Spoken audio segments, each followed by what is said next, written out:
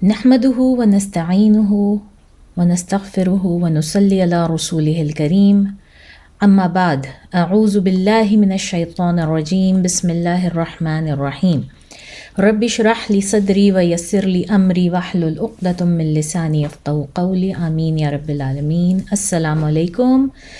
میں نادیہ اور سیرہ سیریز کے پارٹ 31 کے ساتھ میں آپ لوگوں کے سامنے حاضر ہوں۔ 31واں پارٹ ہے اور ہم پہنچ چکے ہیں نبوت کے آنے کے بعد رسول صلی اللہ علیہ وسلم کے 10ویں سال میں یا 11ویں سال کی شروعات ہو چکی ہوئی ہے۔ اس وقت ہم سیرہ کے اس ٹائم لائن میں موجود ہیں اور ہم جہاں سے پیچھے سے گزر کر آئے ہیں وہ واقعہ طائف تھا، عام الحزن تھا، جس میں کہ رسول صلی اللہ علیہ وسلم نے پہلے بائیکاٹ برداشت کیا۔ مسلمانوں نے جنرلی اور تمام تر قریش نے، نان مسلمز نے بھی، جو قریش کے 2 قبائل میں تھے ان دونوں میں۔ پھر اس کے بعد جب بائیکاٹ ختم ہوا تو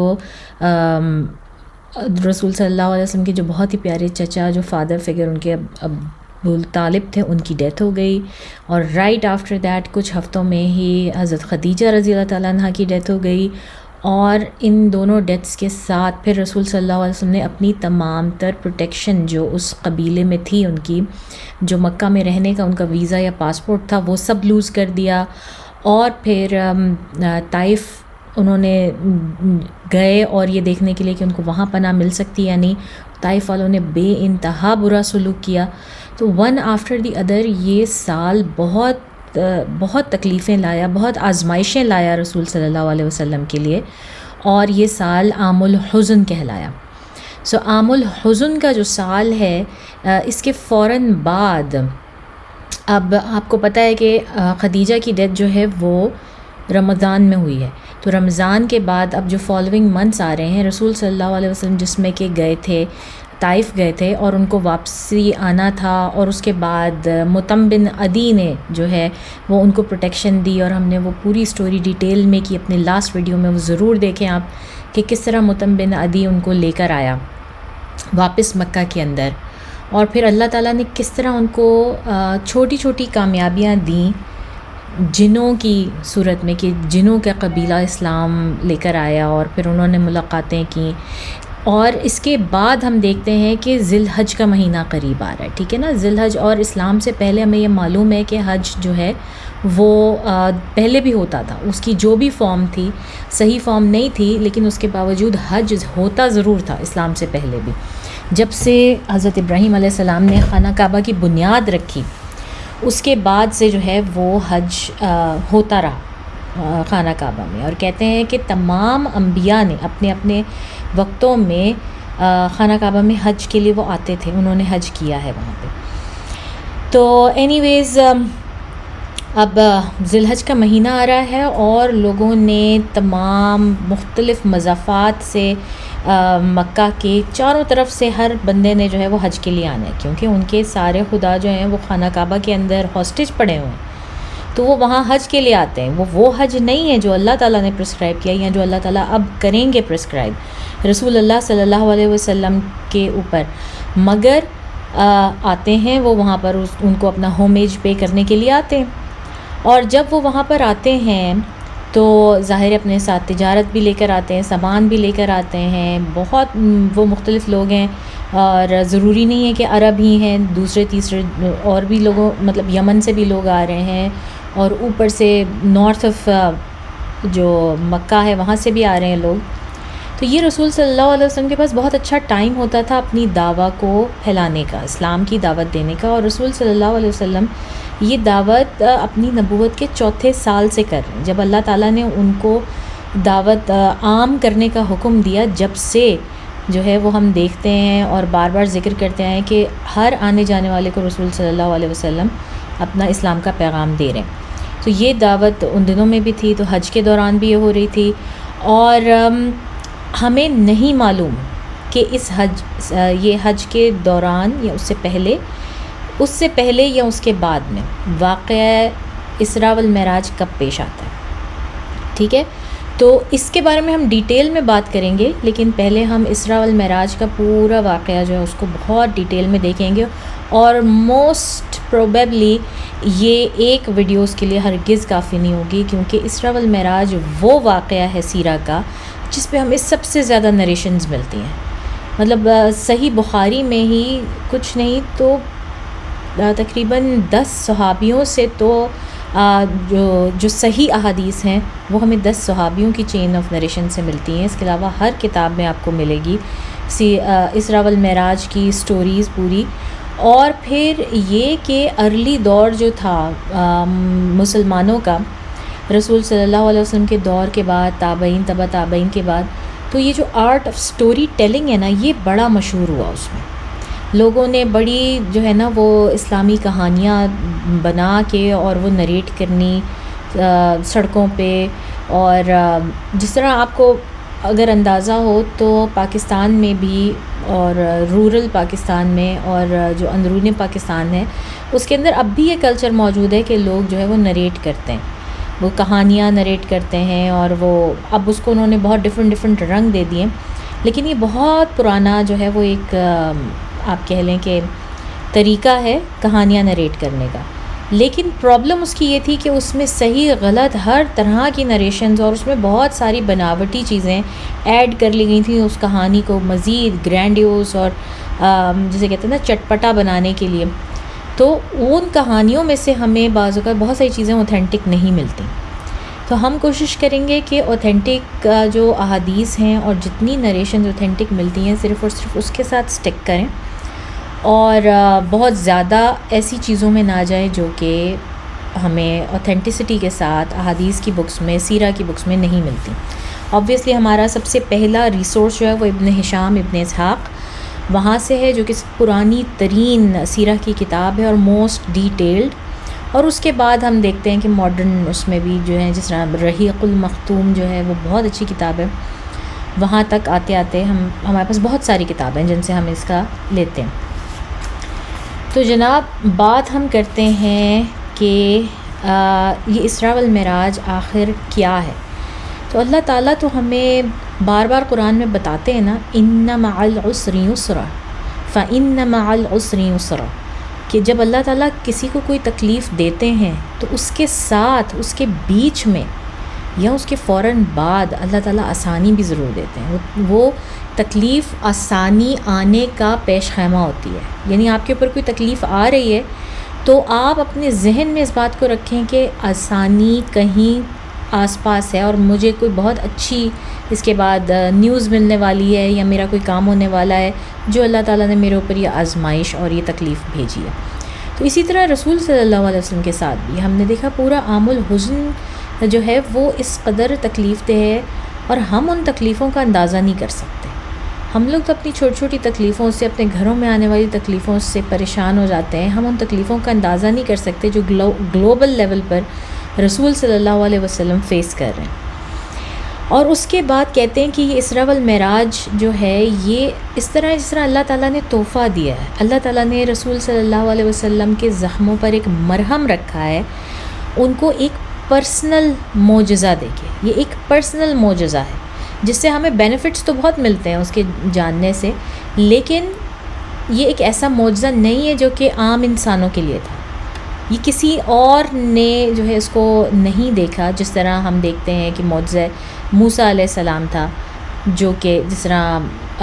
ان کے عصا مارنے سے دریا، سمندر جو ہے وہ 2 ٹکڑے ہو گیا تھا. کتنے لوگوں نے دیکھا، اس کے کتنے وٹنس تھے، اور وہ انسانوں کے لیے تھا، ان کو دکھانے کے لیے تھا. لیکن اسراء والمعراج کا جو واقعہ ہے، یہ جو معجزہ ہے، یہ ایسا نہیں ہے جو کہ یہ عام انسانوں کے لیے. تو عام انسان جو ہیں وہ اس سے ریلیٹ نہیں کر سکتے. ان کے لیے بینیفٹ ضرور ہیں، لیکن یہ ٹپکلی جو ہے صرف اور صرف رسول صلی اللہ علیہ وسلم کی ذات گرامی کے لیے ان کا پرسنل معجزہ ہے، جو اللہ تعالیٰ نے ان کو ان کی حیثیت دکھانے کے لیے کہ اللہ کی نظر میں ان کی کیا حیثیت ہے اور اللہ کی کیا شان و شوکت ہے، ان کو دکھایا. تو یہ جو ہے وہ اس طرح سے، اور اس کا ذکر قرآن میں آتا ہے. اسراء والمعراج کا 2 صورتوں میں اللہ تعالیٰ جو ہے وہ ذکر فرماتے ہیں. پہلے سورہ اسراء ہے جس میں اسراء کا ذکر ہے. ابھی ہم بات کریں گے اسراء کیا ہے. اور پھر سورہ نجم جس میں کہ معراج کا ذکر ہے. تو اسراء جو ہے، اسراء اصل میں کہتے ہیں رات کے وقت کے سفر کو. عربی زبان میں لفظ اسراء کا مطلب ہے رات کے وقت کا سفر، اور الاسراء جو ہے یعنی کہ دی نائٹ جرنی اسپیسیفکلی اس واقعے کے لیے ہے جو کہ صرف اور صرف رسول صلی اللہ علیہ وسلم سے ایسوسیٹ کیا جاتا ہے. اور کسی خصوصی چیز کی طرف جب ہم نے توجہ دلانی ہوتی ہے یا پراپر ناؤن کی طرف تو ہم دی لگاتے ہیں، اس لفظ کے ساتھ پھر دی لگایا جاتا ہے. تو اسی طرح سے الاسراء اس کو کہا جاتا ہے. ٹھیک ہے. اور یہ جو ہے سفر رسول صلی اللہ علیہ وسلم کا، یہ مسجد الحرام سے یعنی کہ مکہ المکرمہ خانہ کعبہ سے بیت المقدس فلسطین رائٹ ناؤ یروشلم، وہاں تک جو ہے اس سفر کو الاسراء کہتے ہیں. یہ اس وقت بھی مہینوں کا سفر تھا، یہ کوئی آسان سفر نہیں تھا، اور رسول صلی اللہ علیہ وسلم نے یہ سفر ایک رات کے اندر طے کیا. تو یہ ان اٹ سیلف بہت بڑا معجزہ ہے، اور اس وقت کے لوگوں کے لیے بہت ہی اچنبے کی بات تھی. مطلب ایک ایسا پوائنٹ جس کے اوپر وہ بہت زیادہ ریڈیکیول بھی کر سکتے تھے رسول صلی اللہ علیہ وسلم کو، بہت ان کا مذاق بھی بنا سکتے تھے کہ یہ کیا بات ہے، اچھا ثابت کرو کیسے، کیوں، کیسے چلے گئے تم اتنی دور بغیر کسی، اس وقت تو کوئی گاڑی نہیں ہے، کوئی کچھ نہیں، صرف گھوڑے ہیں، اونٹ ہیں. پھر معراج جو ہے نا وہ لفظ عروج سے نکلا ہے. عروج کسی چیز کی اونچائی پہ جانا معراج، یا آپ کہہ لیں کہ معراج بالکل اس طرح سے ہے جس طرح کہ ایک ایلیویٹر کا میکینزم ہوتا ہے نا، کہ آپ ایلیویٹر کے اندر کھڑے ہوتے ہیں اور ایلیویٹر آپ کو اونچا اٹھا کر لے کر جاتا ہے. تو معراج کا بالکل وہی میکینزم ہے کہ اس طرح سے اوپر لے جانا. تو اس کے بعد بیت المقدس سے لے کر جو رسول صلی اللہ علیہ وسلم نے ساتوں سماوات کا جو ہے وہ سفر طے کیا اور ایون جنات تک گئے رسول صلی اللہ علیہ وسلم، اس پورے پروسیس کو معراج کہتے ہیں. وہ واقعہ معراج ہے. تو یہ دو ہیں، اسراء والمعراج، ایک ہی دفعہ میں ہو رہے ہیں، اور لیکن جو ہیں یہ مطلب ان کو اس طرح سے دو حصوں میں ڈیوائڈ کیا جاتا ہے. تو موسٹ لائکلی آج کے ہم اس سیشن میں اسراء کے اوپر بات کر سکیں گے، کیونکہ وقت اتنا نہیں ہے، اس کو 2-3 سیشن چاہیے اس پورے واقعے کو نریٹ کرنے کے لیے. پھر ہم یہ دیکھتے ہیں کہ سورہ اسراء جہاں سے شروع ہوتی ہے قرآن میں، اعوذ باللہ من الشیطان الرجیم، بسم اللہ الرحمن الرحیم، سبحان الذی اسری بعبدہ لیلا من المسجد الحرام الی المسجد الاقصی الذی بارکنا حولہ لنریہ من آیاتنا انہ هو السمیع البصیر. پاک ہے وہ ذات جس نے راتوں رات اپنے بندے کو مسجد حرام سے مسجد اقصیٰ تک کی سیر کرائی، جس کے گرد ہم نے برکت رکھی ہے تاکہ ہم اسے اپنی کچھ نشانیاں دکھائیں، بے شک وہ سننے والا دیکھنے والا ہے. تو یہ پہلی آیت جو سورہ اسراء کی وہی مکمل اس واقعے کی طرف جو ہے وہ نشاندہی کرتی ہے، اور یہاں سے ہمیں پتہ لگتا ہے کہ ایک ہی رات کی بات ہو رہی ہے. اچھا، بہت سارے مطلب لیٹر آن جو ہے لوگوں کا یہ قیاس بھی تھا کہ شاید اسراء والمعراج جو ہے وہ ایک سے زیادہ دفعہ ہوئی ہے. ایک دفعہ نہیں ہوئی، ایک سے زیادہ دفعہ ہوئی ہے، کیونکہ اتنی زیادہ نریشنز ہیں، اور تقریباً 30 سے زیادہ صحابی ہیں جو ان کو نریٹ کر رہے ہیں. مختلف کتابوں میں مختلف نریشنز آتی ہیں، وہ بہت زیادہ کانٹرڈکٹ تو نہیں کرتی، لیکن تھوڑا تھوڑا سا جو ہے نا ان کے اندر جس طرح آپ کہہ لیں کہ بات کرنے میں اختلاف آ جاتا ہے، تھوڑا تھوڑا سا ذرا سا. تو اس لیے علماء کا یہ خیال تھا کہ شاید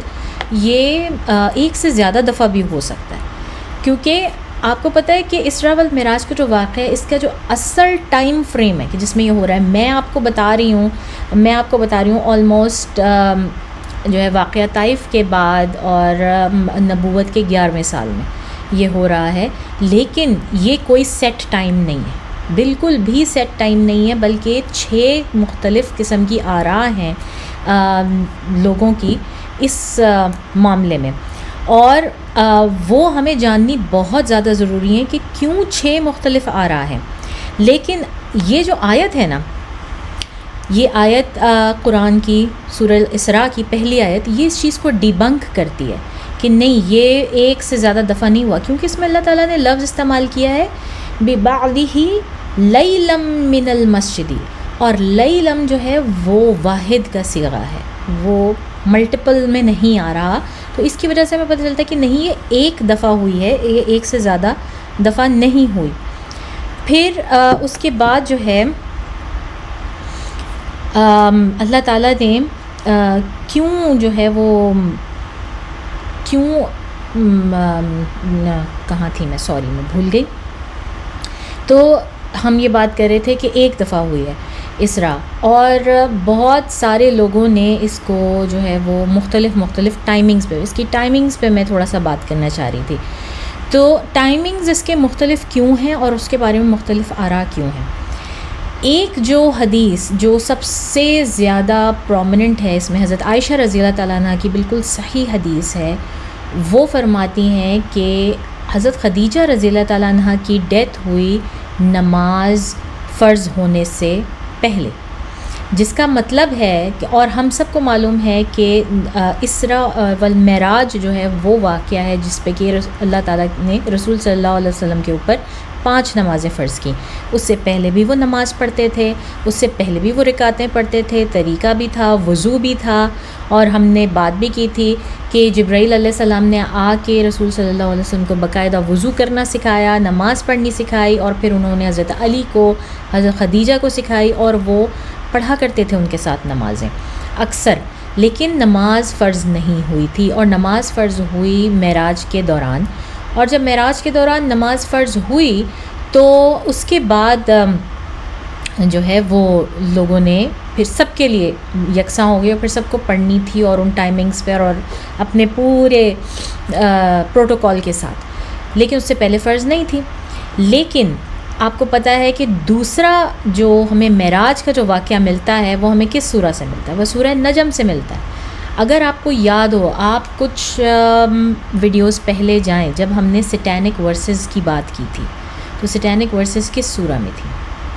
وہ بھی سورہ نجم میں تھی، ٹھیک ہے نا؟ اس وقت ہم نے پوری سورہ نجم کی بات کی تھی کہ رسول صلی اللہ علیہ وسلم نے نبوت کے 5ویں سال میں جو ہے، جس وقت مسلمانوں نے پہلی ہجرت کی حبشہ کی طرف، اس وقت سورہ نجم ریسائٹ کی، قرآن جو ہے وہ پڑھ رہے تھے نماز کے دوران اپنے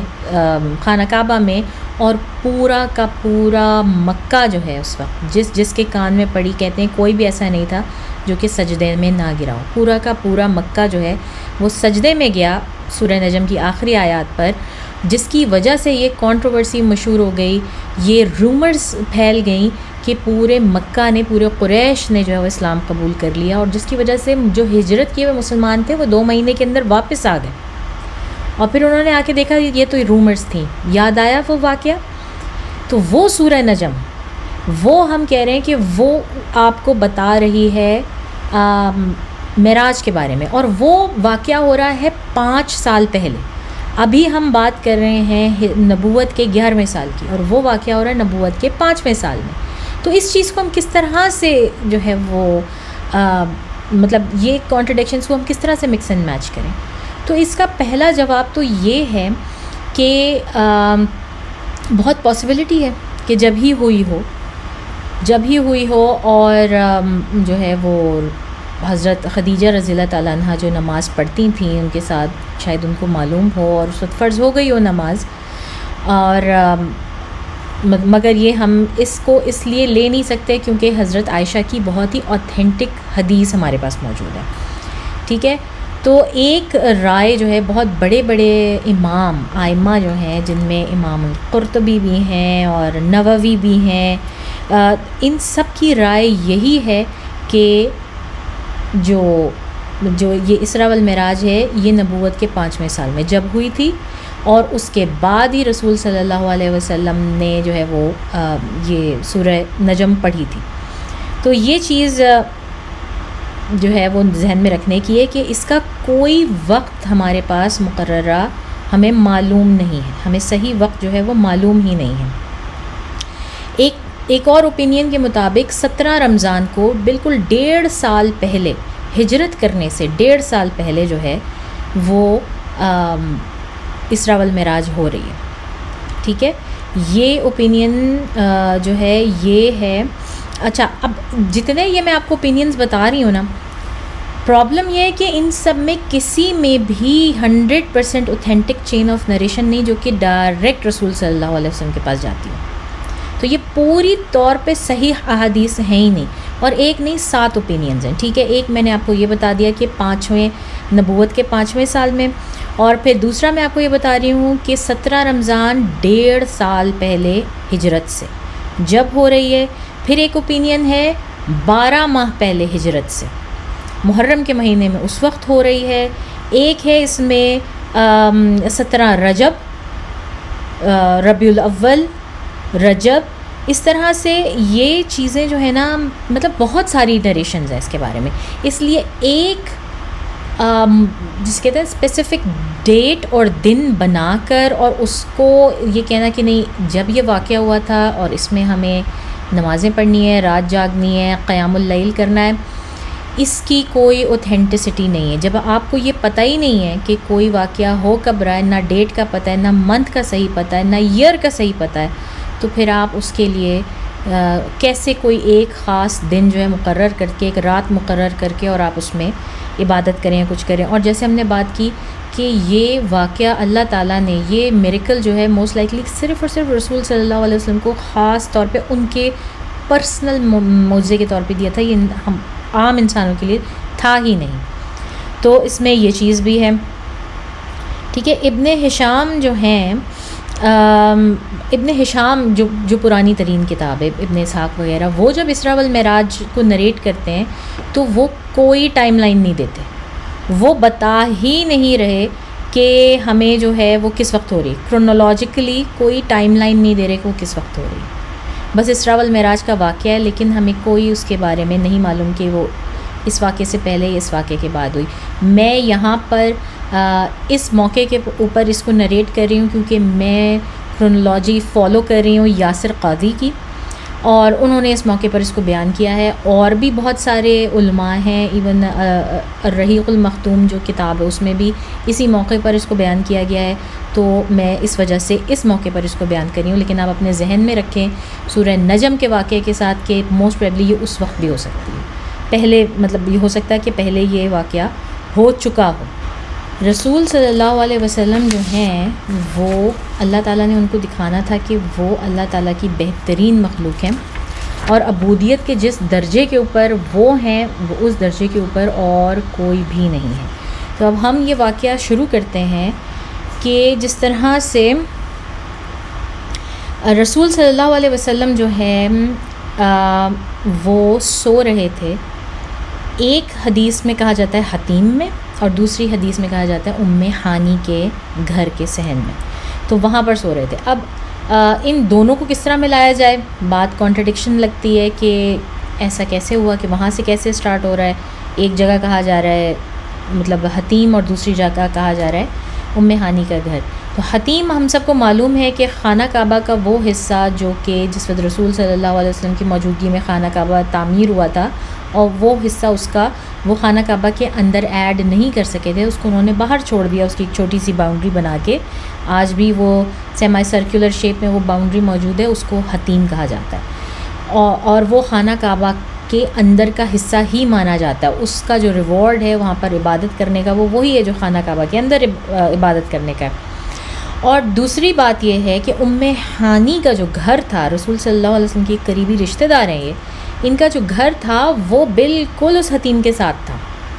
وہ جو طواف ہے, جو مطاف کا ایریا جہاں پہ طواف کیا جاتا ہے رسول خانہ کعبہ کے ارد گرد, ان گھر جو ہیں قریشیوں کے وہ اتنے قریب بنے ہوئے تھے, اور ان لوگوں کی کوشش ہوتی تھی کہ وہ کسی طرح سے وہ سارا ایریا وہ اپنے گھر کے جو ہے نا اس کے اندر لے لیں, باؤنڈری میں لے لیں, کیونکہ ان کو سب کو ہی پتہ تھا کہ یہ بہت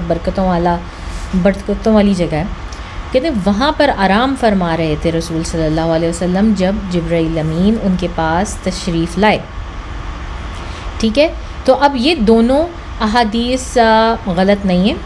دونوں ڈفرینٹ صحابہ سے مروی ہیں, مگر ہم ان کو ریکنسائل اس طرح کر سکتے ہیں کہ شاید ام ہانی کے گھر سے جبرائیل امین ان کو پہلے خانہ کعبہ لے کر گئے, اور وہاں پہ 2 رکعت نماز ادا کرنے کو کہا گیا، کیونکہ اگین یہ ایک نارم ہے قریش کا، عربز کا، کہ وہ کہیں سے آتے ہیں، کہیں جاتے ہیں، گزرتے بھی ہیں خانہ کعبہ کے ارد گرد سے، تو وہ پہلے وہاں جو ہے وہ طواف کرتے ہیں اور نفل ادا کرتے ہیں، رسول صلی اللہ علیہ وسلم نفل ادا کرتے ہیں۔ تو اس طرح سے دونوں، ہم یہ نہیں کہہ سکتے کہ فلانا جھوٹا تھا نعوذ باللہ یا انہوں نے غلط بات کی، بلکہ ان کی ریکنسیلیشن ہے۔ اور یہ بالکل اسی طرح ہے کہ آپ کو میں آج سٹوری سنا رہی ہوں، آپ یہ سٹوری جا کے کسی اور کو سنائیں تو آپ اس وقت بات کرنے میں ہی کتنے الفاظ بدل دیں گے، آپ کا انداز بیان ڈفرینٹ ہوگا، آپ کا جو ہے وہ، اور پھر یہ کہ میں آپ کو اپنی چلیں ایک سٹوری بتاؤں، آج میں آپ کو وہ سٹوری بتاؤں اور آپ 10 سال بعد مجھ سے وہ سٹوری سنیں،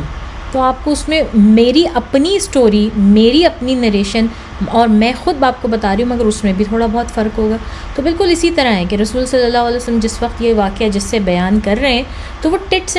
بٹس میں چھوٹی چھوٹی پیسز کے اندر بتا رہے ہیں ہر ایک کو، کوئی بھی جو ہے وہ ہمیں فل ایک نریشن نہیں بتاتا۔ ایک صحابی یا ان کے گروپ کو رسول صلی اللہ علیہ وسلم نے ایک بات بتائی، دوسرے گروپ کو دوسری بات بتائی، تو ہمارے پاس بہت ساری اس کی احادیث ہیں، اور ان سب کو بھی کمبائن کرنا کہ ان سب کا آرڈر کیا ہے وہ بھی بڑا مشکل ہے۔ تو کوئی واقعات جب آپ کسی ایک کتاب میں پڑھیں گے تو کوئی واقعہ آپ کو پہلے ملے گا، کوئی رسول صلی اللہ علیہ وسلم کی حدیث بیان کی بھی وہ بعد میں ملے گی، لیکن فار ایوری بڈی، ہر ایک جو ہے وہ اسٹارٹ یہیں سے کرتا ہے کہ رسول صلی اللہ علیہ وسلم تشریف فرما تھے یا آرام فرما رہے تھے خانہ کعبہ کے پاس ام ہانی کے گھر میں یا حتیم میں، اور پھر یہ ہوا کہ جبریل امین وہاں پہ تشریف لائے، اور ان کے ساتھ میکائیل رضی اللہ تعالیٰ عنہ جو دوسرے جلیل القدر اینجلز میں سے ہیں وہ بھی تھے، وہ بھی تشریف لائے، یہ دونوں آئے، اور انہوں نے رسول صلی اللہ علیہ وسلم کو ہلکا سا نج کیا، ان کو اٹھایا، ان کو نیند سے بیدار کیا، اور اس کے بعد انہوں نے اب یہ وہ والی ٹائم نہیں ہے کہ رسول صلی اللہ علیہ وسلم ان سے خوف زدہ ہو رہے ہیں کہ بچپن میں جب آئے تھے جبرائیل امین، یاد ہے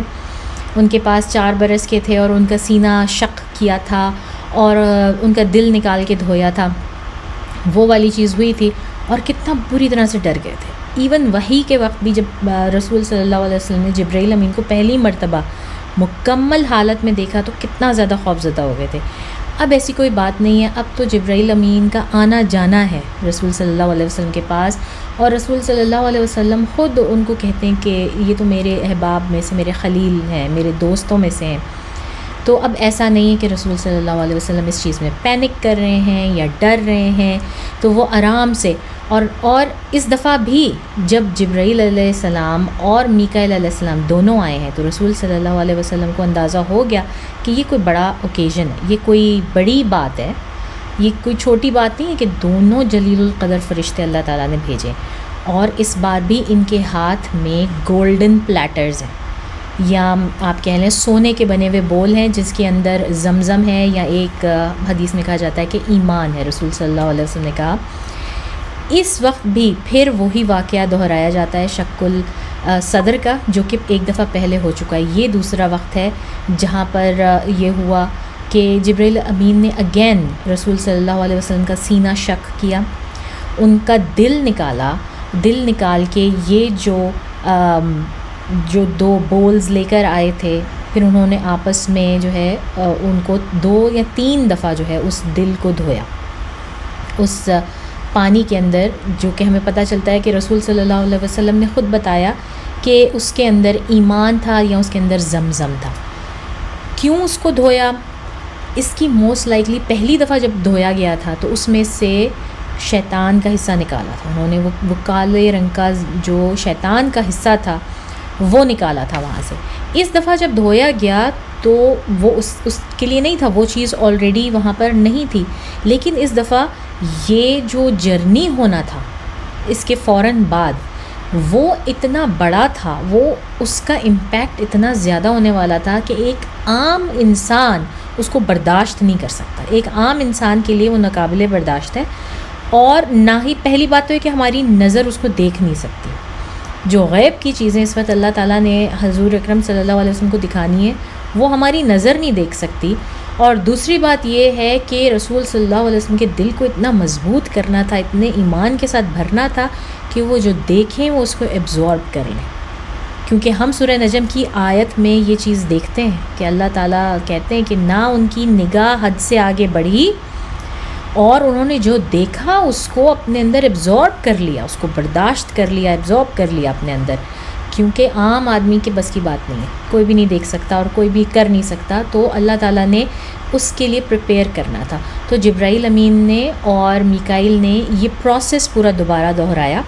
ان کے دل کو صاف کیا اس ٹھنڈے زمزم کے پانی کے ساتھ، اور واپس ان کے سینے کے اندر رکھا اور واپس ان کا سینہ بند کر دیا گیا۔ اور جیسا کہ ہمیں کئی صحابہ کی صحیح احادیث سے پتہ چلتا ہے کہ رسول صلی اللہ علیہ وسلم کے سینے کے اوپر اس باریک انسیژن کا نشان موجود تھا۔ اور پھر اس کے بعد جو ہے کہتے ہیں کہ ان کے گھر کی چھت کھلی، اور اسی طرح دوسری حدیث میں ہے کہ حرم کی چھت کھل گئی اور اس میں سے جبرائیل امین جو ہے وہ ان کو لے کے حرم کی طرف آئے شاید باہر، اور ان کو طواف اور 2 رکعت پڑھنے کا کہا۔ اس کے بعد جو ہے جب رسول صلی اللہ علیہ وسلم نے 2 رکعتیں ادا کر لیں تو جبرائیل امین ایک سواری لے کر آتے ہیں، ایک جانور نما سواری لے کر آتے ہیں، جو کہ رسول صلی اللہ علیہ وسلم جس کو اس طرح سے بیان کرتے ہیں کہ گھوڑے سے چھوٹا اور خچر سے تھوڑا بڑا، یہ ایک جانور تھا جو کہ گھوڑا نما ہی تھا، 4 پائے تھے اس کے، انتہا سے زیادہ سفید اس کا رنگ تھا، کیونکہ اس کا رنگ بہت زیادہ سفید تھا اور جو ہے اس کی رفتار بہت تیز تھی، تو اس کا نام جبرائیل امین نے بتایا کہ یہ ہے البراق، اور برق جو ہے وہ بجلی لفظ سے نکلا ہے، برق جو ہے وہ بجلی کے کو کہتے ہیں، تو اس لیے اس کا نام جو ہے وہ براق تھا۔ تو براق نے جو ہے بجلی کی تیزی والا۔ اب ہم رسول صلی اللہ علیہ وسلم کی زبان میں جو ہے نا یہ حدیث تھوڑی سی دیکھ لیتے ہیں کہ رسول صلی اللہ علیہ وسلم نے فرمایا کہ میں حتیم میں تھا، اور جب جبرائیل امین آئے، اور ایک دوسری جگہ ہے جب میں گھر میں تھا تو چھت کھلی اور جبرائیل آئے اور وہاں سے مجھے لے گئے۔ ابن حجر کہتے ہیں کہ یہ اختلاف اتنا بڑا نہیں ہے، جیسے کہ میں نے ابھی آپ کو یہ سارا کا سارا ایکسپلین کیا۔ اور پھر رسول صلی اللہ علیہ وسلم فرماتے ہیں کہ کعبہ میں حتیم میں جبرائیل نے میرا سینہ کھولا، اور وہ ایک تشتری لائے جس میں جو سونے کی بنی ہوئی تھی، اور اس میں زمزم یا ایمان تھا، اور انہوں نے میرا دل نکالا، اس کو دھویا اور واپس سینے میں رکھا، اور مگر اس بار وہ کالا دھبا اس پہ موجود نہیں تھا، اور یہ دوسری بار ہوا۔ تو یہ والی چیز میں نے جیسے کہ ابھی آپ کو بتائی۔ اچھا، اب وہ لے کر آئے، براق لے کر آئے۔ اب میں چاہتی ہوں کہ اب آپ اس کو نا امیجن کریں، وہ براق کو لے کر آئے ہیں اور رسول صلی اللہ علیہ وسلم سے کہا کہ آپ اس پہ سوار ہو جائیں۔ اب رسول صلی اللہ علیہ وسلم اس پہ سوار ہونے لگے، تو جیسے نارمل کوئی بھی گھوڑا یا کوئی بھی جانور سواری کا جو ہوتا ہے وہ کرتا ہے، اگر اس کے اوپر کوئی نیا سوار بیٹھے تو وہ کیا کرتا ہے، وہ تھوڑا سا ہلتا جلتا ہے اور آوازیں نکالتا ہے، نی کرتا ہے سارا کچھ۔ تو بالکل اسی طرح براق نے بھی کیا، بالکل جو ایک جانور کا ایٹیٹیوڈ ہوتا ہے۔ تو اس کے اوپر جبرائیل امین نے اس کو ایک چپت سی لگائی اور اس کو کہا کہ ہے براق، تمہاری کیسے ہمت ہے، تم اس طرح کیوں کر رہے ہو، سیدھے کھڑے ہو جاؤ، اور واللہ اس وقت جو تم پر سوار بیٹھنے جا رہا ہے وہ اب تک کے جتنے بھی سوار تم پر بیٹھے ان میں سب سے اللہ تعالیٰ کا سب سے بزرگیدہ شخص ہے، یعنی اس سے پہلے تمہارے اوپر اس سے نوبل کوئی سوار نہیں بیٹھا آج تک۔ اس سے ہمیں کیا پتہ چلتا ہے؟ اس سے ہمیں یہ پتہ چلتا ہے کہ براق کے اوپر اور بھی لوگوں نے یا کریچرز نے سواری کی ہے۔ اس کا مطلب ہے کہ یہ پہلی دفعہ نہیں ہے کہ رسول صلی اللہ علیہ وسلم اس سواری کے اوپر بیٹھ رہے ہیں، کوئی اور بھی بیٹھا ہے، اور بھی اب ہمیں نہیں معلوم ہماری دنیا سے یا کسی اور دنیا سے، کسی اور ریلم سے، کیونکہ اب تک ہم پہ یہ اگر کسی پر یہ بات واضح نہیں ہے تو ہو جانی چاہیے کہ صرف ایک دنیا نہیں ہے، صرف ہم اللہ کی مخلوق نہیں ہیں، اور بھی بہت ساری دنیایں ہیں، بہت ساری مخلوقات ہیں، اور اللہ تعالیٰ کو بہت آسان ہے ان کے بیچ میں سفر کرنا، ٹریول کروانا، فرشتوں کو اور اپنے احکامات بھیجنا اور تمام امور کو بروئے کار لانا۔ یہ اللہ تعالیٰ کے لیے کوئی پرابلم نہیں، اور اللہ تعالیٰ نے ایسی کریچرز بنائی ہیں جو کہ ان میں بیک اینڈ فورتھ سفر کرتی ہیں، اور براق ان میں سے ایک کریچر ہے جو کہ فلیش اینڈ بلڈ، جو کہ جس کی شکل جو ہے وہ بہت حد تک وہ ان انسانی جانوروں سے ملتی ہے جو کہ دنیا میں استعمال ہوتے ہیں. اور شاید اس کو لانے کا مقصد بھی یہی تھا کہ امیجن کریں کوئی اسپیس شپ آتا رسول صلی اللہ علیہ وسلم کے لیے، تو ان کے لیے تھوڑا عجیب نہیں ہوتا. مطلب براق اس لیے بھی بہتر ہے مجھے لگتا ہے کہ اس کی اپنی سینسٹیوٹیز بھی ہیں، اس کے اندر اپنا سینس بھی ہے سارا کچھ، اور اس کو کنٹرول بھی کیا جا سکتا ہے. اور اللہ تعالیٰ نے اس کو اتنی پاور دی ہے کہ وہ ایک قدم رکھتا ہے اور دوسرا قدم جہاں رکھتا ہے وہ 30-35 میل دور کا جو ہے وہ سفر بن جاتا ہے. یعنی کہ لٹرلی اگر آپ نے وہ موویز دیکھی ہوں، کرش ہے یا سپر مین کی جو ارلی پارٹس ہیں، اس کا جو انٹرو ہے اس میں بھی وہ یہی کرتا ہے نا کہ بھاگتا بھاگتا ایک دم سے جست لگاتا ہے اور وہ ایک ہی جست میں اتنی دور پہنچ جاتا ہے. تو یہ براق جو ہے بالکل مجھے لگتا ہے کہ انہوں نے یہ آئیڈیا براق سے لیا تھا. تو اس طرح سے یہ جو ہے براق آیا اور رسول صلی اللہ علیہ وسلم اس پر بیٹھے، اور اس کے بعد جبرائیل امین نے ان کو انسٹرکشنز دیں کہ آپ نے اس طرح سے اس کو کنٹرول کرنا ہے، چلانا ہے. لیکن وہ دونوں خود اسکورٹس کی طرح رسول صلی اللہ علیہ وسلم کے ساتھ رہے اور براق نے چلنا شروع کیا. اور جس کے بعد ہمیں رسول صلی اللہ علیہ وسلم بتاتے ہیں کہ یہ کس طرح کی سواری تھی. اچھا، اس دور میں یہ بھی تھا کہ نا گھوڑے بھی ہوتے تھے اور خچر بھی ہوتے تھے اور ڈونکیز بھی ہوتے تھے، لیکن وہ کہتے تھے کہ جب وہ کسی بوڑھے شخص کو یا بیمار شخص کو جب انہوں نے ذرا کمفرٹیبل رائڈ دینی ہوتی تھی نا تو وہ خچر یا ڈونکی کے اوپر بٹھاتے تھے انہیں. تو گھوڑے کے اوپر زیادہ تر بہت ایکٹیو لوگ جنہوں نے سواری کرنی ہوتی تھی، بہت تیز سواری کرنی ہوتی تھی، اور جنہوں نے بہت جو ہے وہ جنگ میں لڑنا ہے اس کے اوپر بیٹھا کرتے تھے. تو یہ ایک زیادہ کمفرٹیبل رائڈ سمجھی جاتی تھی گدھے کی یا خچر کی. تو اس چیز کو بھی پھر رکھیں کہ رسول صلی اللہ علیہ وسلم کے لیے کمفرٹیبل رائڈ لائی گئی. وہ بیٹھے. اب وہ بیچ میں جب پہنچے تو کہتے ہیں بیچ میں کئی چیزیں انہوں نے دیکھی، کئی معاملات پیش آئے، مگر اگین ہمیں کہیں سے بھی ہمیں ساری حدیثوں میں پتہ چلتا ہے کہ یہ ہوا، یہ ہوا، یہ ہوا، یہ ہوا، مگر ہمیں یہ نہیں پتہ چلتا کہ اس کا آرڈر کیا ہے، پہلے کیا ہوا، بعد میں کیا ہوا، یا مطلب. اور میں اپنی عقل کے حساب سے وہ آرڈر بنا رہی ہوں. تو لیکن یہ کوئی حتمی چیز نہیں ہے. یہ سب کچھ پیش آیا، احادیث میں موجود ہے، صحیح احادیث میں موجود ہے، لیکن اس کا کوئی کرونالوجیکل آرڈر جو ہے وہ کسی کو صحیح معلوم نہیں ہے. تو اب وہ یہ براق کے اوپر بیٹھے ہیں اور اس کی سیڈل اس کے اوپر پڑی ہوئی ہے، باقاعدہ اس کے اوپر بیٹھے، اور ان کے پاس اور اس نے چلنا شروع کیا. براق نے جب اس نے چلنا شروع کیا اور یہ بہت تیزی سے چلا تو رسول صلی اللہ علیہ وسلم نے کافی چیزیں جو ہیں وہ بیچ میں دیکھیں. کافی چیزیں رسول صلی اللہ علیہ وسلم نے دیکھیں، جن میں سے ایک یہ تھا کہ رسول صلی اللہ علیہ وسلم کو سب سے پہلے جبرائیل امین جب ان کے ساتھ جا رہے ہیں، ان کو اسکارٹ کر کے لے کے جا رہے ہیں، تو ایک مقام آیا جہاں پر کافی درخت تھے، کھجوروں کے درخت تھے اور سارا کچھ، جس کے اوپر رسول جبرائیل امین نے ان کو کہا، براق کو رکنے کا حکم دیا اور رسول صلی اللہ علیہ وسلم کو کہا کہ آپ اتریے اور یہاں پہ 2 رکعت نماز ادا کیجیے، جو کہ رسول صلی اللہ علیہ وسلم نے ادا کی. اور یہ زمین کی ہی بات ہو رہی ہے، ابھی ہم زمین پر ہیں، اسراء کی بات کر رہے ہیں، ٹھیک ہے. تو اس جگہ پر رسول صلی اللہ علیہ وسلم نے نماز ادا کی. پھر دوبارہ جو ہے وہ بیٹھے، اور ایک اس میں ہے کہ رسول صلی اللہ علیہ وسلم سے پوچھا جبرائیل امین نے کہ آپ کو معلوم ہے کہ آپ نے کہاں نماز ادا کی؟ تو رسول صلی اللہ علیہ وسلم نے کہا کہ نہیں. تو جبرائیل امین نے کہا کہ یہ وہ جگہ ہے جہاں آپ ہجرت کریں گے، ٹھیک ہے. اس کے بعد جو ہے پھر اب دوبارہ انہوں نے ان کو پر بیٹھنے کا حکم دیا. اب پھر رسول صلی اللہ علیہ وسلم براق پہ تشریف فرما ہے. پھر وہ آگے گئے تھوڑا اور آگے جا کر جو ہے وہ انہوں نے پھر ایک جگہ رکنے کو کہا براق کو، اور رسول صلی اللہ علیہ وسلم سے کہا کہ آپ یہاں پر بھی 2 رکعت نفل ادا کیجیے. رسول صلی اللہ علیہ وسلم نے وہ بھی کیا. اچھا پاز یار، عبد الناصر جنگدہ جو ہیں انہوں نے ایک بہت مزے کی بات کی تھی یہ گھوڑے اور خچر کے بارے میں، جو کہ مجھے بہت مزے کی لگی تھی اور مجھے تھا کہ میں آپ لوگوں کو ضرور سناؤں. تو عبد الناصر جنگدہ کہتے تھے کہ جو گھوڑا تھا نا، وہ اگر آج کے دور میں ہم اس کو کمپیئر کریں نا تو وہ اس طرح کارویٹ، اور جو یہ گدھا تھا نا، it was more like Mercedes, کہ اس میں آپ کی پروٹیکشن اور آپ کا کمفرٹ بڑا اچھا ہے، ٹھیک ہے. تو یہ مجھے ان کی بات بہت مزے کی لگی تھی جو انہوں نے براق کی انالوجی کے طور پہ پیش کی تھی، تو میں نے کہا آپ کے ساتھ شیئر کروں. Back to our subject. اچھا دوسری دفعہ رسول صلی اللہ علیہ وسلم اترے اور انہوں نے اتر کے وہاں پر ادا کی، پھر سے نماز ادا کی وہاں پر. اور پھر بھی انہوں نے پوچھا کہ کیا آپ کو معلوم ہے کہ آپ نے کہاں پر نماز ادا کی؟ تو رسول صلی اللہ علیہ وسلم نے کہا کہ نہیں.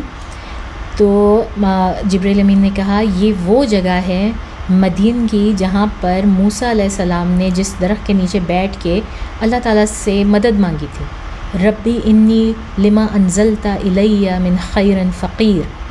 جب وہ بھاگ کر آئے تھے فرعون کے محل سے، جب ان سے وہاں پر وہ قتل ہو گیا تھا، اور انہوں نے یہاں آ کے بیٹھ کے اس درخت کے نیچے یہ دعا کی تھی کہ جب سے ان کی جو ہے جسے کہتے ہیں کہ رسالت کا سفر شروع ہوا تھا، یہ وہ جگہ. رسول صلی اللہ علیہ وسلم نے یہاں پر بھی 2 رکعت پڑھے. پھر اس کے بعد براق جو ہے وہ ان کو لے کر ایک پہاڑ پر گیا، اور وہاں پر بھی جبرائیل امین نے کہا کہ آپ یہاں پر بھی اتریے اور اتر کے جو ہے وہ نفل ادا کیجیے. رسول اکرم صلی اللہ علیہ وسلم نے وہاں پر بھی نوافل ادا کیے. اور پھر اگین وہی سوال جواب ہوا، انہوں نے پوچھا کہ کیا آپ کو پتہ ہے یہ کون سی جگہ ہے؟ رسول صلی اللہ علیہ وسلم نے فرمایا نہیں. تو انہوں نے کہا یہ ہے ماؤنٹ سینائی، وہ پہاڑ جس کے اوپر موسیٰ علیہ السلام نے اللہ تعالیٰ سے کلام کیا،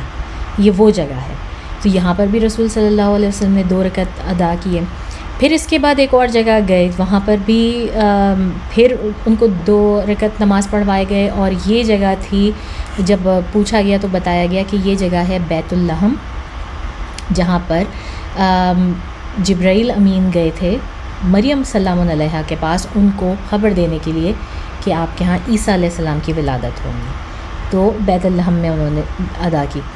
اب یہ سارا کچھ جو ہے وہ ان کے ساتھ رسول صلی اللہ علیہ وسلم کے ساتھ ہو رہا ہے.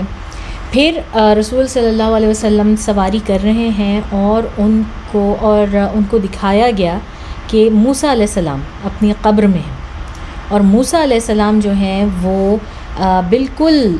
کیا کہتے ہیں بالکل حشاش بشاش ہٹے کٹے. اور رسول صلی اللہ علیہ وسلم نے ان کی فل ان کو دیکھا کہ وہ کیسے تھے. اور ہمیں جو ہے رسول صلی اللہ علیہ وسلم ایکسپلین کرتے ہیں کہ موسیٰ علیہ السلام بہت لمبے چوڑے، اور ان کا رنگ جو ہے وہ سرخی مائل، ڈارک ذرا سرخی مائل کلر تھا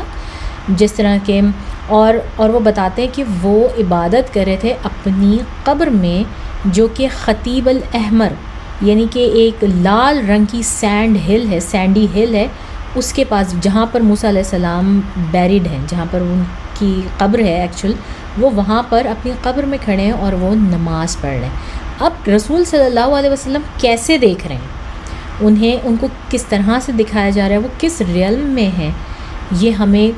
کچھ نہیں معلوم. یہ سب کا سب علم الغیب ہے، ٹھیک ہے. اور وہ ان کی قبر میں دیکھ رہے ہیں کہ وہ قبر میں اپنی جو ہے وہ نماز ادا کر رہے ہیں. تو جس سے ہمیں یہ پتہ چلتا ہے کہ نبیوں کو اجازت ہے شاید وہ اپنے قبر میں نمازیں پڑھنے کی، یا ان کو اللہ تعالیٰ نے مطلب in the other life they are as alive as they were in this life. تو وہ والی چیز ہے. اور پھر رسول صلی اللہ علیہ وسلم مزید ایکسپلین کرتے ہیں کہ موسیٰ علیہ السلام جو تھے نا، انہوں نے ڈسکرائب کیا موسیٰ علیہ السلام کو. انہوں نے کہا کہ یہ جو شنوع ایک یمنی قبیلہ تھا، انہوں نے کہا کہ شنوع کے جو لوگ ہوتے ہیں نا، موسیٰ علیہ السلام ان سے بہت ملتے جلتے تھے. اب یہ ہمیں نہیں معلوم کہ شنوع کون سا قبیلہ تھا، اب ایگزسٹ کرتا ہے نہیں کرتا، اس کے لوگ کیسے ہوتے تھے، لیکن اس وقت کے لوگوں کو سمجھانے کے لیے وہ ایک سب سے اچھی انالوجی تھی. اور لوگوں نے بڑی جلدی اس چیز کو انڈرسٹینڈ کر لیا کہ اچھا ویسے لگتے تھے موسیٰ علیہ السلام دیکھنے میں. تو بہت ہینڈسم، بڑے گڈ کیریکٹر کے، لمبے چوڑے. اور موسیٰ علیہ السلام جو ہیں وہ اللہ تعالیٰ سے اونچی آواز میں جو ہے وہ بات کر رہے ہیں، انہوں نے یہ سنا. اچھا پھر اس کے بعد اب مزید چلتے جا رہے ہیں. پھر رسول صلی اللہ علیہ وسلم نے کیا دیکھا، وہ کچھ سمبولک چیزیں ان کے سامنے آئیں. جس طرح کہ انہوں نے دیکھا کہ کچھ لوگ ہیں جو کہ سیڈز ڈالتے ہیں گراؤنڈ میں، فارمنگ کر رہے ہیں. ایک طرح سے وہ ادھر وہ سیڈ ڈالتے ہیں اور ادھر وہ ایک دم سے جو ہے نا وہ پودے پھوٹ پڑتے ہیں اور وہ اتنے ہرے بھرے اور ان میں اتنی بالیں لگ جاتی ہیں. تو رسول صلی اللہ علیہ وسلم نے حیران ہو کے پوچھا کہ یہ کیا ہو رہا ہے، کیونکہ یہ تو نارمل نہیں ہے کہ آپ ادھر سیڈ ڈالیں ادھر ہوں. تو یہ بھی ان کو اللہ تعالیٰ ایک انالوجی دکھا رہے تھے کہ یہ ان کی انالوجی جو ہے یہ بالکل اسی طرح سے ہے جو اللہ کی راہ میں محنت کرتے ہیں ایک سیڈ ایک بیج ڈالتے ہیں، مگر اللہ تعالیٰ اس کا ان کو جو ٹرن اوور ہے، جو اس کا جو ریوارڈ ہے، وہ اللہ تعالیٰ ان کو کئی گناہ دیتے ہیں. ایک سیڈ سے جو ہے وہ کئی گنا ان کو ریوارڈ ملتا ہے. یہ انالوجی تھی. اور اسی طرح کئی گناہوں کی انالوجیز ان کو دکھائی گئیں، بہت سارے گناہوں کی انالوجیز دکھائی گئیں، اور بہت ساری جو اچھائیاں ہیں، گڈ ڈیڈز ہیں، جو بہت سارے ایسے کام ہیں جن کا اللہ تعالیٰ نے ریوارڈ دینا ہے، ان کی انالوجیز ان کو دکھائی گئیں. یعنی کہ ان کو علم الیقین کے ساتھ جو ہے ان کو عین الیقین بھی اس چیز کا کروایا گیا کہ واقعی اگر رسول صلی اللہ علیہ وسلم ہمیں منع کر رہے ہیں نا کہ اس چیز سے منع ہو جاؤ، یہ نہ کرو اور یہ کام کرو، تو وہ صرف بول نہیں رہے، ان کو صرف اللہ نے صرف بول نہیں دیا، یہ ان کا علم الیقین ہی نہیں ہے صرف، یہ ان کا حق الیقین ہے، یہ ان کا عین الیقین ہے. یہ ہر ان کا حق الیقین بنا ہے after seeing it with his own eyes. تو اسی لیے وہی بات ہے نا کہ قرآن میں بار بار یہ چیز آتی ہے، بار بار آتی ہے، اطیع اللہ اطیع الرسول، اتنی بار یہ آیت ریپیٹ ہوتی ہے. اور پھر بھی مجھے حیرانی ہوتی ہے کہ اکثر لوگ کہتے ہیں ہم حدیث کو کیوں مانیں، ہم مطلب سننا کیا ہے، ٹھیک ہے اٹس اوکے، مطلب ہم فرائض فالو کریں گے، قرآن فالو کریں گے، لیکن وہ تو سننا ہے نا، وہ کوئی فرض تھوڑی ہے. تو جب قرآن نے آپ کو کہہ دیا اطیع اللہ اطیع الرسول، اور قرآن نے آپ کو کہہ دیا کہ یا رسول اللہ، جب تک کہ یہ لوگ آپ کو اپنے ہر معاملے میں اپنا جج نہیں مان لیں گے اور آپ کے فیصلے کے اوپر دل مطمئن نہیں کر لیں گے، یہ مومن نہیں ہو سکتے، یہ مسلمان نہیں ہو سکتے. تو پھر میرا خیال ہے کہ جو لوگ حدیث کو ریجیکٹ کرتے ہیں نا، ان کا بالکل موقف ختم ہی ہو جانا چاہیے اس بات کے اوپر. تو اللہ تعالیٰ نے اس طرح ان کو جگہ جگہ جو ہے نا یہ دکھائے، جو کہ آپ آگے دیکھیں گے، آگے سنیں گے کہ جس طرح رسول صلی اللہ علیہ وسلم نے دیکھا کہ لوگ جو ہیں وہ کچھ لوگ ان کے پیٹ بہت پھولے ہوئے، اتنے پھولے ہوئے ہیں کہ وہ اپنے پیٹ کے وزن کی وجہ سے نہ وہ چل پا رہے ہیں نہ کچھ کر رہے ہیں، شدید تکلیف میں. تو جب انہوں نے پوچھا کہ ان کو کیا ہوا ہے، تو بتایا کہ یہ وہ لوگ ہیں جو کہ انٹرسٹ، جو ربا لیتے تھے، سود کھاتے تھے اور لوگوں کو اس میں وہ نہیں دیتے تھے، تو یہ وہ لوگ ہیں. تو یہ ساری چیزیں عام طور پہ نظریہ یہ ہے کہ شاید یہ رسول صلی اللہ علیہ وسلم نے جہنم میں دیکھا، لیکن ایسا نہیں ہے. یہ ان کو ویسے ہی انالوجیز کے طور پہ دکھایا گیا، کیونکہ اللہ تعالیٰ رسول صلی اللہ علیہ وسلم کو جہنم کے اندر کیسے لے کے جا سکتے ہیں. اس بات کو سوچیں. جہنم میں صرف سنفل جائیں گے، وہ لوگ جائیں گے جنہوں نے اللہ تعالیٰ کو شدید ناراض کیا ہے اور حد سے آگے بڑھے ہیں. تو رسول صلی اللہ علیہ وسلم ان لوگوں میں سے نہیں ہیں. اور یہ سوچنا کہ وہ سارے واقعات جو میں آگے آپ کو نریٹ کروں گی اور جو آپ نے سن رکھے ہیں کہ اللہ کے رسول نے ایسی عورتوں کو دیکھا، ایسے لوگوں کو دیکھا جن کے ناخن جو ہیں وہ لمبے لمبے تھے اور وہ کاپر کے بنے ہوئے تھے، میٹل کے، کاپر کے، اور وہ اپنے چہرے اور اپنے سینے نوچ رہے تھے. اور جب ان سے پوچھا گیا، مطلب رسول صلی اللہ علیہ وسلم نے پوچھا کہ ان کو کس بات کی سزا دی جا رہی ہے، تو ان کو کہا کہ یہ وہ عورتیں ہیں جو کہ مطلب زناکار مرد اور عورتیں تھے. تو یہ ساری چیزیں ہیل کے اندر، جہنم کے اندر نہیں ہو رہی، یہ ان کو ویسے ہی دکھایا جا رہا ہے کہ یہ آپ کی مطلب جو آپ کو احکام دیے جا رہے ہیں کہ یہ کام آپ کریں، یہ کام آپ نہ کریں، یہ اس کا ہے. اور اس میں کئی چیزیں، اس میں یتیم کا مال کھانے والا، غیبت کرنے والا، اور ایسے لوگ جو اپنا گھر چھوڑ کر، اپنا رائٹ فل اسپاؤز چھوڑ کے باہر جا کے منہ مارتے ہیں اور زنا کرتے ہیں، ان لوگوں کے لیے بھی تھا کہ ان کا اس طرح سے تھا کہ رسول صلی اللہ علیہ وسلم نے دیکھا کہ کچھ مرد اور عورتیں ان کے سامنے بہت خوش کن اور بہت اچھی اسمیل والا پکا ہوا گوشت رکھا ہے، اور ایک طرف بہت ہی گلا سڑا بدبودار گوشت رکھا ہے، مگر وہ اس پکے ہوئے اچھے گوشت کو کھانے کے بجائے وہ اس گلے سڑے گوشت کو کھا رہے ہیں جو بالکل بدبودار، جس میں میگٹس بھرے ہوئے ہیں، اور اس میں سے جو ہے وہ اتنی بری تعفن اٹھ رہی ہے کہ کوئی اس کو نہیں کر سکتا، مگر وہ اس کو پاگلوں کی طرح سے کھا رہے ہیں. تو ان کے بارے میں یہ کہا گیا کہ یہ وہ لوگ ہیں کہ جو اپنے لا فل ہسبینڈ یا وائف کو دنیا میں چھوڑ کے اور آؤٹ آف میرج ریلیشنز جو ہے وہ رکھتے تھے اور زنا کرتے تھے، ان کے بارے میں. تو یہ ساری چیزیں جو ہے وہ رسول صلی اللہ علیہ وسلم دیکھ رہے ہیں، اور بھی ان کی جو ڈیٹیلز ملیں گی وہ میں آپ کو آگے بتاتی جاؤں گی۔ اور پھر رسول صلی اللہ علیہ وسلم کا گزر ایک ایسی جگہ سے ہوا، ایک ایسی وادی پر سے ہوا جہاں سے انہیں بہت ہی حسین خوبصورت ترین مشک کی اسمیل آ رہی ہے، اتنی خوبصورت آ رہی ہے کہ رسول صلی اللہ علیہ وسلم پوچھنے پہ مجبور ہو جاتے ہیں جبرائیل امین کو کہ یہ کیا ہے جبرائیل امین، مطلب یہ خوشبو کہاں سے آ رہی ہے؟ تو جبرائیل امین انہیں بتاتے ہیں کہ یہاں پر فرعون کی اس میڈ کی قبر ہے جس کو کہ فرعون نے قتل کیا تھا۔ مزید اس استفسار پر جبرائیل امین پوری کہانی بتاتے ہیں کہ فرعون کی ایک بیٹی تھی جس کی ایک خادمہ تھی جو کہ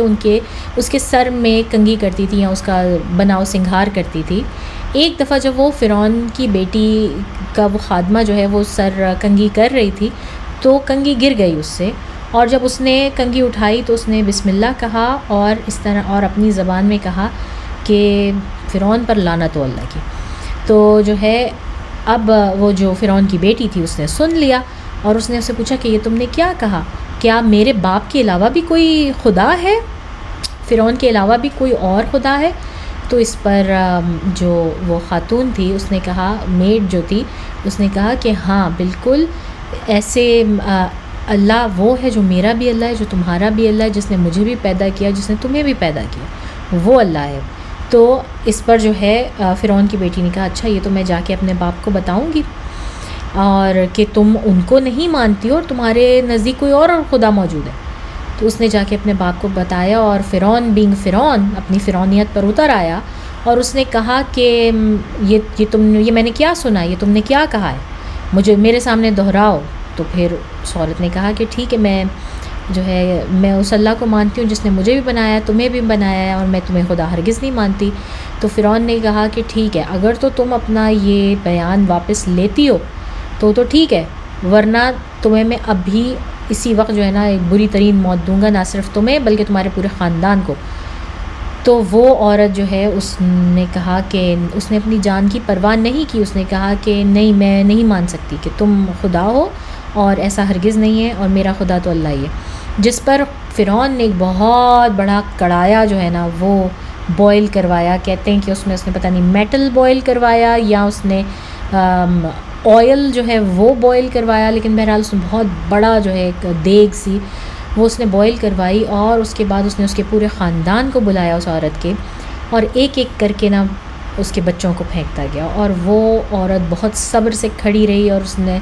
بچوں کو یہ کہتی رہی کہ فکر نہ کرو، ہم سب ایک ہوں گے۔ اس سے پہلے اس نے فرعون سے کہا کہ ٹھیک ہے، اگر تم مجھے مارنا ہی چاہتے ہو نا تو مجھے بس ایک کنڈیشن دے دو۔ فرعون نے پوچھا کیا؟ تو اس نے کہا مجھے بس تم سے یہ ایک کنڈیشن چاہیے کہ جب تم ہمیں مار دو نا تو ہم سب کی ہڈیاں یا ہم سب کے جو بھی بچ جائے ڈیڈ باڈی ہو اس کو ایک ہی قبر میں ڈالنا، ہمیں الگ الگ نہ کرنا مرنے کا۔ فرعون نے کہا چلو ٹھیک ہے، تمہیں یہ کنڈیشن دی، میں تو بہت میں بہت جینرس ہوں، میں تمہیں یہ کنڈیشن دی۔ اس کے بعد فرعون نے اسی طرح اس کے خاندان کے ایک ایک ممبر کو اس کے آنکھوں کے سامنے جو ہے وہ اس کڑھائی میں ڈالنا شروع کر دیا، اور وہ زندہ پکنے لگے، جلنے لگے اور مرنے لگے، یہاں تک کہ ایک بچہ تھا جو کہ چند ماہ کا تھا اور ماں کی چھاتی کے ساتھ لگا ہوا تھا اور وہ دودھ پیتا تھا۔ جب اس کو لینے کی باری آئی، جب اس کو چھیننے لگے لوگ، تو اس وقت اس عورت کا دل جسے کہتے ہیں نا وہ پسیج گیا اور وہ اپنا صبر لوز کرنے لگی، اور اس وقت اللہ تعالیٰ نے اس بچے کو گویائی دی، اس نومولود بچے کو گویائی دی، اور کہتے ہیں کہ یہ وہ بچہ تھا ان 4 بچوں میں سے ایک ہے ہسٹری میں جن کا ہمیں پتہ چلتا ہے کہ جو اپنے پالنے میں کم عمری میں جن کو اللہ تعالیٰ نے قوت گویائی دی اور انہوں نے بولا۔ تو اس وقت اس بچے نے کہا اپنی ماں سے کہ میری ماں اب غم نہ کیجیے، اور اس وقت آپ بالکل بیک آف نہ ہو، یقیناً اللہ تعالیٰ ہم سب کو اکٹھا کریں گے۔ اس بچے نے کیا، اور اس کے بعد اس عورت کو ایک دم سے جسے کہتے ہیں نا کہ ہوش آ جائے یا آپ اتنے ششدر رہ جائیں کہ یہ کیا ہو رہا ہے، معجزہ تھا یہ، اللہ تعالیٰ نے اس کو ایک میریکل اس عورت کو دکھایا، اور وہ بچہ بھی لے کر جو ہے وہ اس کڑھائی میں پھینک دیا گیا، اور اس کے بعد اس عورت کو بھی حکم دیا گیا کہ اب تمہاری باری، اب تم اس میں جمپ لگاؤ، اور وہ عورت بھی اس میں کودی، اور اس طرح وہ پوری فیملی اس طرح مری، اور پھر ان کو ایک جگہ جہاں پہ دفنایا گیا وہ ان کی قبر میں سے یہ خوشبو اٹھ رہی تھی جو کہ رسول صلی اللہ علیہ وسلم کو آ رہی تھی، اور ان کے تھرو ہم تک جو ہے وہ یہ سٹوری پہنچتی ہے فرعون کی خادمہ کی، جو کہ ادروائز ہمیں شاید کہیں نہیں ملتی. میرا نہیں خیال کہ بائبل میں، اولڈ ٹیسٹمنٹ میں، تورات وغیرہ میں بھی یہ کہانی موجود ہے. آپ کو پتہ ہے قرآن میں ایسی کئی کہانیاں موجود ہیں پچھلے انبیاء کے بارے میں جو کہ ان کے لوگوں کو سو کالڈ ان کی بکس میں بھی موجود نہیں ہے. تو یہ بھی ایک واقعہ ہوا. اس طرح کے اور بھی جو ہے نا وہ کئی چیزیں اور کئی واقعات بیچ میں آتے جائیں گے، اور میں آپ کو بتاتی جاؤں گی، اور آپ نے اس کو خود ہی ذہنی طور پہ پلیس کرتے جانا ہے یہاں پہ، ٹھیک ہے. پھر رسول صلی اللہ علیہ وسلم براق پہ تشریف فرما ہے، اور پھر براق کو ایک جگہ لے جا کے جبرائیل امین نے حکم دیا کہ اب یہاں پہ رک جاؤ. وہاں پہ رکے، اور وہاں پر ایک پتھر تھا، اس کے ساتھ کھونٹا بنا ہوا تھا، اس کے ساتھ ایک لوہے کا رنگ سا لگا ہوا تھا، اور براق کو لے جا کے جبرائیل امین نے وہاں پہ باندھ دیا. اور رسول صلی اللہ علیہ وسلم سے کہا آپ کو پتہ آپ کہاں ہیں؟ رسول صلی اللہ علیہ وسلم نے کہا کہ نہیں. تو جبرائیل امین نے فرمایا کہ آپ اس وقت جو ہیں وہ بیت المقدس میں ہیں. اس وقت اب آپ اس بات کو ذہن میں رکھیے کہ اس وقت نصرانیوں کی حکومت ہے بیت المقدس کے اوپر، یروشلم پر، اور وہاں پر مسجد الاقصیٰ نام کی جو ابھی ہم بلڈنگ دیکھتے ہیں یا ڈوم آف دا راک، ایسی کوئی چیز موجود نہیں ہے. بلکہ ان کا بغض اتنا زیادہ تھا یہودیوں کے ساتھ کہ انہوں نے اس جگہ کو، ان کو معلوم تھا کہ یہ یہودیوں کے لیے بہت ہی سیکریٹ جگہ ہے، بہت سیکریٹ جگہ ہے، تو انہوں نے اس کو وہاں پر ڈمپسٹر بنایا ہوا تھا. وہاں پر وہ اپنا سارے کچرا، غلاظت ساری شہر کی وہ وہاں لا کے پھینکتے تھے، ٹھیک ہے. تو یروشلم کا اس وقت یہ حال ہے، مسجد الاقصیٰ اور اس کے مضافات کا یہ حال ہے. وہاں پر آ کے رکیں، لیکن رسول صلی اللہ علیہ وسلم کا ویژن ان کو جو دکھایا جا رہا ہے، ان کو وہ اصل مسجد دکھائی جا رہی ہے جو کہ داؤد علیہ السلام کے دور میں بنی، سلیمان علیہ السلام نے بنائی، اور وہ سارا کچھ. اور ان کو بتایا گیا کہ یہ مسجد الاقصیٰ ہے، یہ بیت المقدس ہے، اور یہاں پر بہت مطلب وہ جگہ ہے اللہ کی طرف سے جہاں پر اللہ تعالیٰ نے بہت نبیوں کو مبعوث فرمایا. اور یہ جگہ جہاں پر براق کو باندھا، یہ بھی مینشن کیا جبرائیل امین نے کہ یہ وہ جگہ ہے جہاں پر انبیاء کرام آ کے اپنی سواریاں باندھا کرتے تھے. یعنی کہ ایک پراپر سٹیبل تھا جہاں پر جا کے جو ہے وہ باندھا کرتے تھے اپنے جانوروں کو. اور یاسر قاضی جب یہ بات کرتے ہیں تو وہ اس کے ساتھ ایک بڑی مزیدار انالوجی کرتے ہیں. کہتے ہیں آپ دیکھیں انبیاء کرام کے لیے ان کی سواری کے لیے اسپیشل کھونٹا تھا اور اسپیشل پارکنگ تھی، تو پھر جو امام مسجد ہے ان کے لیے بھی جو ایک اسپیشل امام پارکنگ ہونی چاہیے نا مسجد کے باہر. تو یہ ایک بڑی مزے کی بات جو ہے وہ یاسر قاضی کرتے ہیں. تو جناب اب جو ہیں وہ آئے رسول صلی اللہ علیہ وسلم، اور ان کو بتایا گیا کہ یہ ہے، اور ان کو یہاں پر بھی حکم دیا. اچھا، اب رسول صلی اللہ علیہ وسلم کی زبانی ہی ہم یہ جو حدیث ہے یہ سنتے ہیں.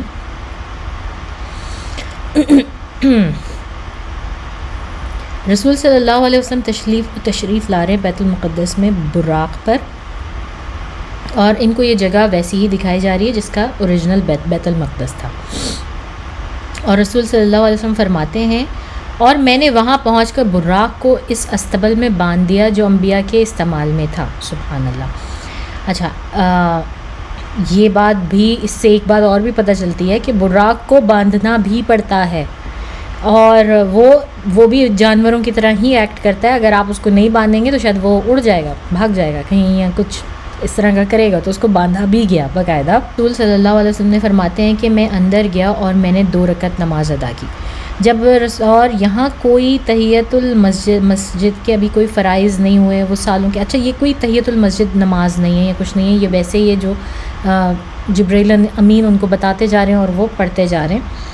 اور میں نے 2 رکعت ادا کی، اور جب میں نے پیچھے مڑ کر دیکھا تو تمام انبیاء اور رسول میرے پیچھے نماز ادا کر رہے تھے. یعنی کہ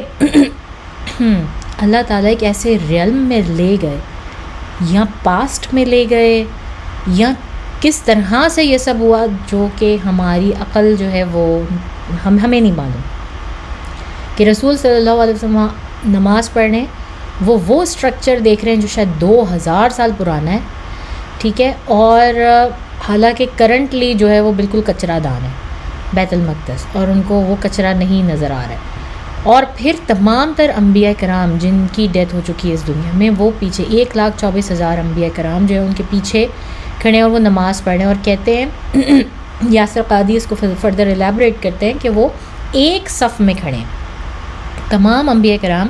ایک صف میں کھڑے ہیں. ان میں سے کوئی بھی بات ایسی نہیں ہے جو آپ کے کرنٹ فزکس کے اصولوں کے اوپر اور اس کے اوپر جو ہے وہ پوری اترتی ہو. تو اس کے اوپر اپنا بالکل دماغ مت لڑائیں. یہ اللہ تعالیٰ کا میریکل ہے، یہ بہت بڑا معجزہ ہے، اور معجزہ وہی ہوتا ہے جس کو آپ ایکسپلین نہ کر پائیں. لیکن بہت سر توڑ کے کوشش کر رہے ہیں لوگ ایکسپلین کرنے کی آج کل پھر بھی. تو رسول صلی اللہ علیہ وسلم فرماتے ہیں کہ میں نے 2 رکعت نماز ادا کی اور پیچھے مڑ کے دیکھا تو تمام انبیاء رسول میرے پیچھے نماز ادا کر رہے تھے. ان میں موسیٰ علیہ السلام بھی نماز پڑھ رہے ہیں، اور موسیٰ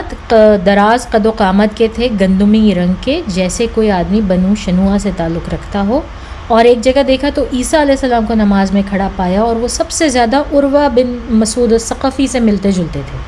اور ان کا رنگ سفید تھا، اور ان کے بال تر تھے جیسے ابھی کوئی شاور لے کر جیسے نکلتا ہے تو ان کے بال ویسے تر تھے. اور یہ موسیٰ سے قد میں چھوٹے تھے. اور پھر میں نے دیکھا تو ابراہیم علیہ السلام کھڑے تھے نماز میں، وہ بھی نماز ادا کر رہے تھے، اور تمہارے یہ ساتھی، اپنی طرف اشارہ کر کے انہوں نے کہا کہ یہ سب سے زیادہ مشابہت رکھتے ہیں حضرت ابراہیم علیہ السلام سے. اور میں نے ابراہیم علیہ السلام کے ساتھ کسی کو اپنے آپ سے زیادہ مشابہت رکھتے ہوئے نہیں پایا، اور نہ اپنے ساتھ ابراہیم علیہ السلام سے کسی اور کو. پھر وقت آیا نماز کا تو مجھے امام بنا دیا گیا، اور سب نے صلاۃ ادا کی میری امامت میں. تو یہ جو ہے